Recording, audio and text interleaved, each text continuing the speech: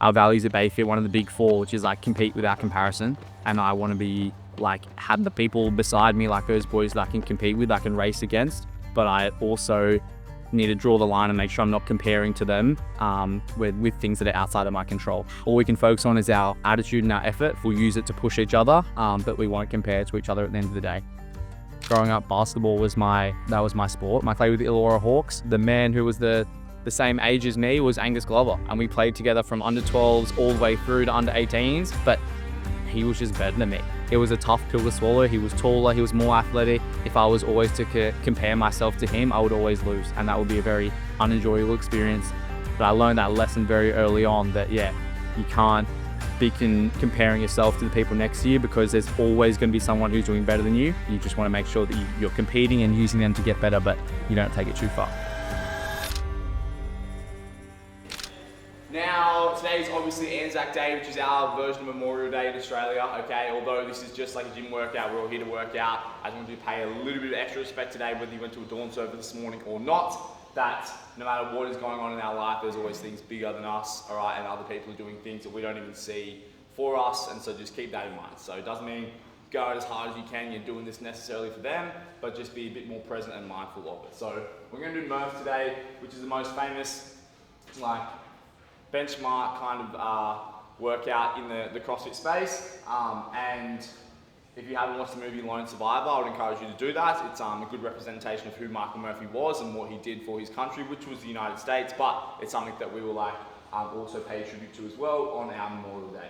So the workout is named after him. It is going to be a 1 mile run, which is 1.6 kilometers, okay, which is going to be our same loop we did last week for the High Rocks, except we're going to go all the way to the end, all the way down, and then across. And when we come back up through here, you're gonna go past the canteen again and do one more little 400 meter loop. So 1,000 meters full loop, and then it'll be like 1,000, 1.2, and a little 400 between. So roughly 1.6.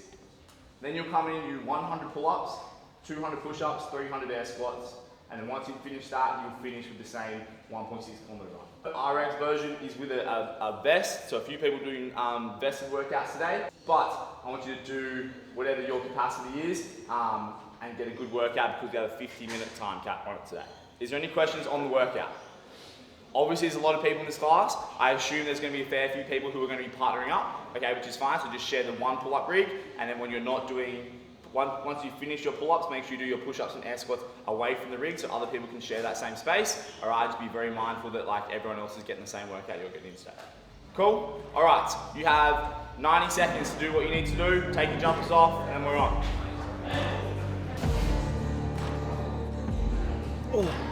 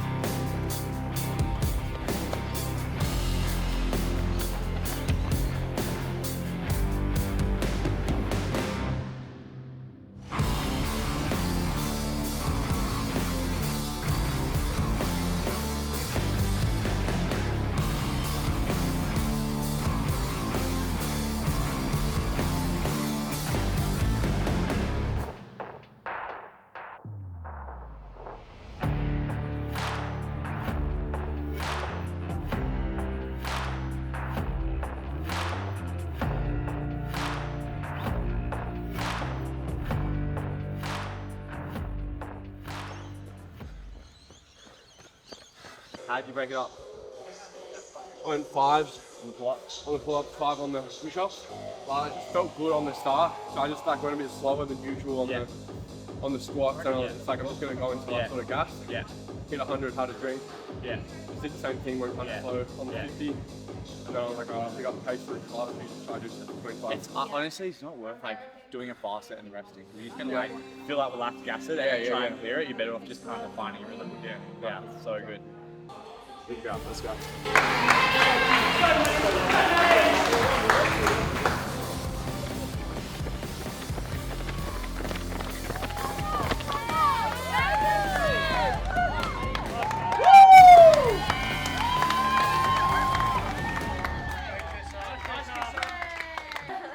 That was fun, let's do it again! that was easy as. So I was cruising through all of that. It was pretty tough. Murph's always challenging, but it's good to test yourself every year. Yeah, don't do that for another year. Let's just leave it there.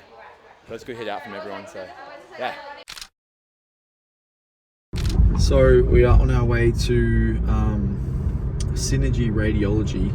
I can't remember if we've mentioned, I don't think we have really mentioned it in the vlog, a little niggle I've kind of been dealing with since returning back from my shoulder. Has been like my hip has been like an ongoing issue in my CrossFit kind of career for a number of years, and we've never really officially diagnosed what is the reasoning behind it or why it's been a problem, but it has been a problem and it continues to be a problem. Coming back after surgery, I'd gone from doing basically nothing because I couldn't run, I couldn't lift, I couldn't do anything, to doing some more stuff. I did a bunch of GHD straight away. I then did some squatting, some lower body stuff, while then lots of running whilst I was like nursing my shoulder. And then I've kind of gone and really irritated the area around my pubic bone and my pelvis. So I had a cortisone injection 2 weeks ago to try and calm this down because it's like seriously inflamed and irritated, and that didn't do much. So I am now going to get another injection, a cortisone injection, which is just like a anti-inflammatory, basically directly to the spot in my pubic bone under CT. But anyway, let's hope that this can kind of fix the problem that's been going on, because we fly to Chicago in 3 weeks, and right now I can't lunge, which is a key component of high rocks. I can kind of squat, I can run, but anything like, that involves like my adductor being like lengthened or my abs kind of like being engaged at the moment is like a serious problem. So fingers crossed it goes okay. Okay, so it's a few hours after the injection. I've been home, Maddie drove me home, then we worked together. I went to a cafe for a bit. So I'm not meant to be driving, but it's been a few hours, so I'm okay to drive. Anyway, I'm going to give some updates on how the injection went, because it was one of the most traumatizing things that's ever happened.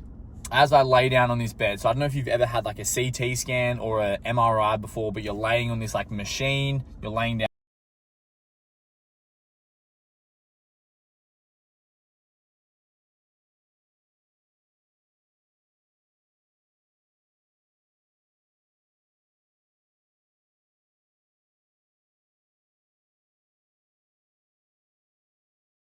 Is like right on your groin area, like I'm talking right above my private parts. And then I'm laying down like, oh, we're gonna need you to pull your pants down like pretty low. I'm like, okay, we can go pretty low. I pull them down pretty low, and she's like, oh, I'm gonna need a little bit lower. I'm like, all right, honey, I got a fiance, but like I can play ball. Anyway, she goes, oh, a little bit lower, but she doesn't give me a chance to go. She does the third one. I'm like, okay. And if it goes any lower, like Willie coming out for sure. And then she leaves the room. I'm chilling there for like 2 minutes. A man comes back in and he's like, oh brother, like the girls are a little bit, first up, girls, plural, not good. The girls are a little bit embarrassed. They don't want to do this. So I'm just going to have to go a tiny bit lower. And as he says lower, bang, just pulls it down again. Bang, cock out on the belly, just like chilling on my stomach. And I'm just like, all right, mate, this is just what it is. I'm not going to be embarrassed. Like, I need to get the injection. I'm doing this because I'm trying to go to High Rocks in a few weeks and want to run this marathon. It is what it is. But full well knowing that as I walked into this room, there's like a glass screen so they can see exactly what's happening. And there was like 3 girls sitting at the table, like with the computer looking in, like whether they're, I don't know what they were doing, nurses, doctors, like, but they were there. And I knew that walking in, and as soon as it came out, I was like, oh my God. 3 minutes goes by, the initial lady comes back in and she's like, oh, I'm so sorry to do this, but your penis is covering the part we need. We need to see this part of your pubic bone and your penis is covering it.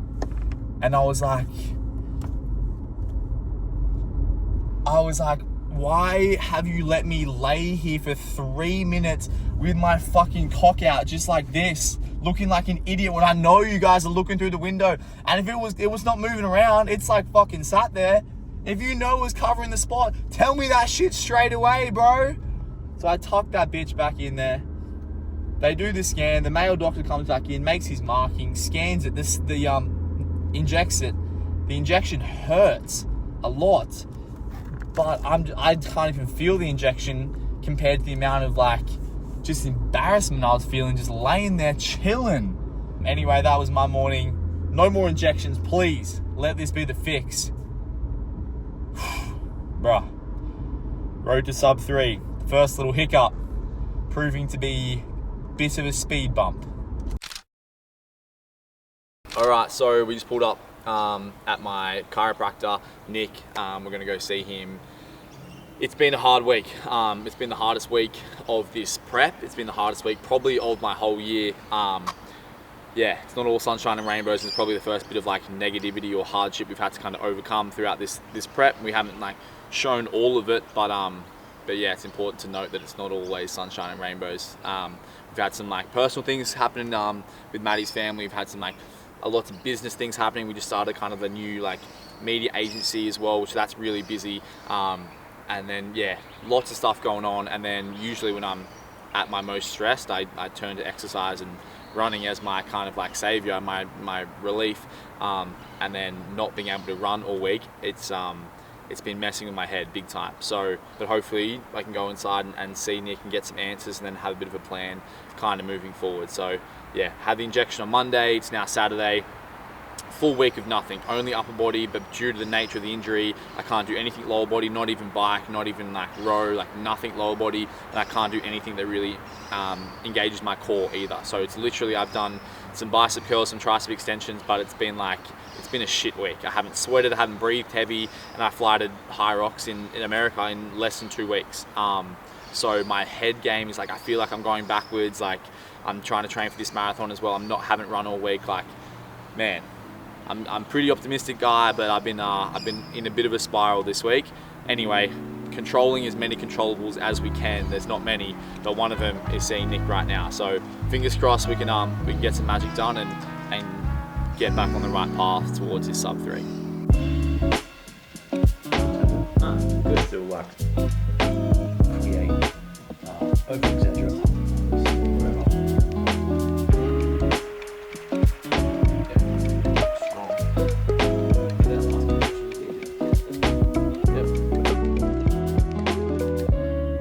Because he's got a tendinitis issue in the adductor, amongst other things, we're trying to stimulate the belly of the adductor. The reason why the tendon would get pulled on is simply because the belly of the muscle isn't doing the job that we need it to do.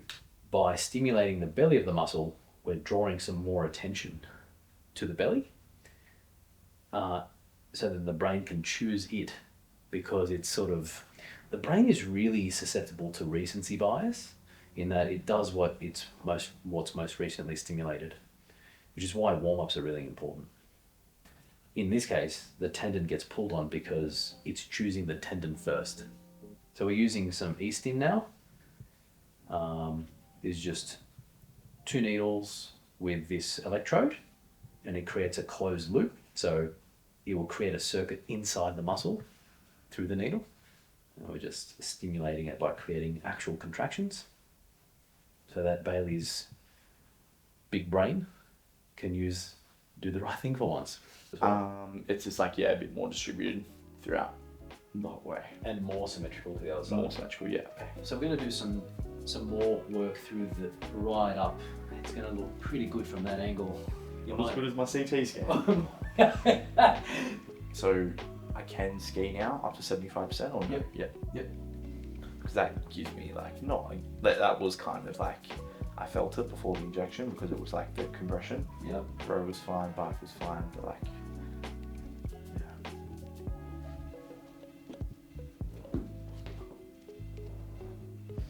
So what Bailey's dealing with here is osteitis pubis in my experience that osteitis pubis, no matter how many times I've treated this, the most effective way of treating it, the fastest way I've had results with osteitis pubis in the clinic is with a cortisone injection. Tendon. Instantly? Yeah. Like, if I kind of like elongate myself a little bit, yeah, it's still pretty tender. No. Can I do it?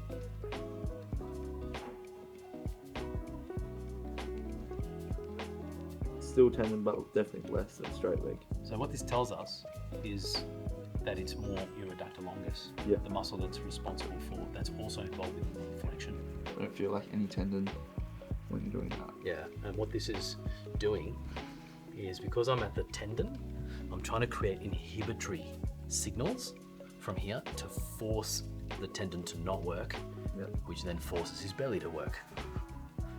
And all I'm trying to do here is establish a new pattern in his brain that opts for the belly to work first.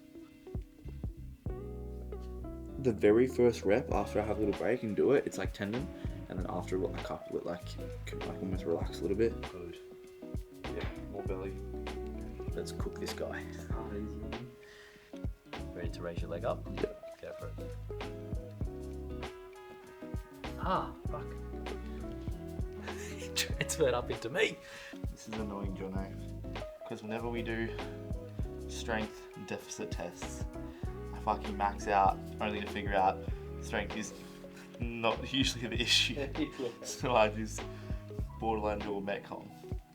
What we had to do was actually all of that preamble work for him to feel it in the area that's actually optimal and not to get the feedback that's what we call nocivic. Feedback that's going through the tendon only to reinforce that the tendon is still the problem. So all of that preamble work is necessary for him to now feel the burn where, Bailey? The belly. In the belly. Pound in your hands. Powers in my hands, mate. Any requests? The only problem here is that your abs are actually too big and it's actually pushing the stick, Oh! That feeling is like the same feeling I get when I cramp on this side. Yes. So when you hear it count down 3, 2, 1, I just want you to do 2 or 3 little crunches.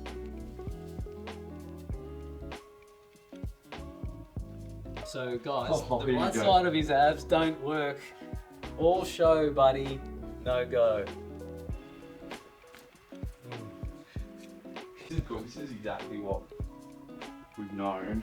This is like having a chance to like actually fix it when we're like to try and get it right. All right, we've got to be fucking, which we do managing, but like I don't know. I think that's half of that. An important thing that Bailey's done that is important to know. Like we've been working on this for a year and a half to get to this point. And this is where a lot of athletes will give up. They're looking for the quick solution or the immediate pain relief. I mean, that was important to us when we first started. We had to have some sort of buy-in. Like, okay, this guy might be able to help me. But in order to get to this point, we have had to have a lot of work done on that hip, surgery, injections, and now we're finally nailing what the issue is, right? If you're an athlete, this is the process. The process is gradual, it's developmental, it's explorative, it's a discovery. If you're an athlete and you're trying to figure out why you have all these injuries, well, Bailey is the example of exactly what it takes to solve them. It's called patience, perseverance, and research. Yeah. Yep. That's it. That's the guy. That's it. Yeah, Nick's been unreal in like, I want to understand what's going on and then actually fix it and have the proper resolution. Because as you can kind of probably put together, like if something's not right, it's going to affect something else, which will affect something else. So like, yeah, the more we can kind of learn and have control over everything, then hopefully we can, adjust on the fly. And then once we have all the bases covered, then when little things do come up, we can like nip in the butt much quicker. But yeah, this has been like a big kind of process, and it hasn't been like quick, but it's been good, and we're always moving forward, and that's all we can really ask. You're never gonna be perfect in business, in life, in running, whatever. Like it's just a constant. Are we getting better? And if we are, then we're doing the right things. So, thank you, Nico, for keeping me in order. Thank you, bro. Pleasure, bro.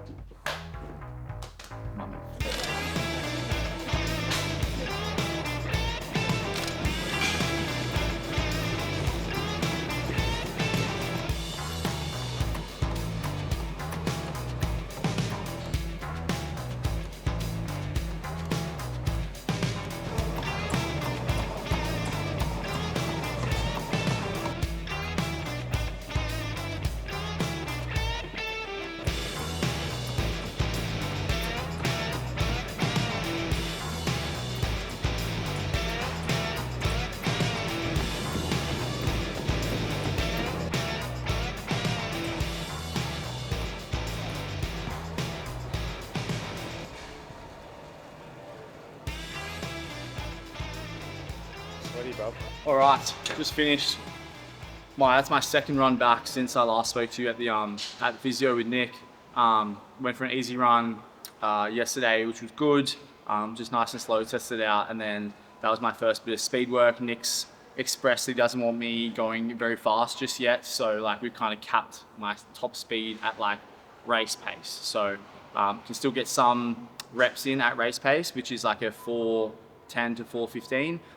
But nothing like crazy fast, like we've been doing at the track the last few weeks. We're running at like a 3:45 to a 3-minute pace for 400s, 800s. So just then that was like 3K warm up, 4x2K at race pace, which was meant to be a little bit faster. And then I'll go back in and do my cool down, my 3K cool down now. But it feels good to be back and sweating a little bit. Yeah, like I mentioned the other day, it's been difficult this past week. It's hard to like not feel like you're going backwards, especially when you're watching all the boys around you like continue to follow the program. Yeah, you gotta have a lot of foresight to trust that like it's gonna be 1 step back but 2 steps forward. So it's been difficult not to kind of compare to them. But yeah, trusting the process. Nick, I'm in good hands, and we still have about 8 weeks until the actual race. So there's no need to run the race now. I just got to make sure I'm healthy when the time's right. And then, yeah, make sure I'm ready to go for High Rocks in less than 2 weeks.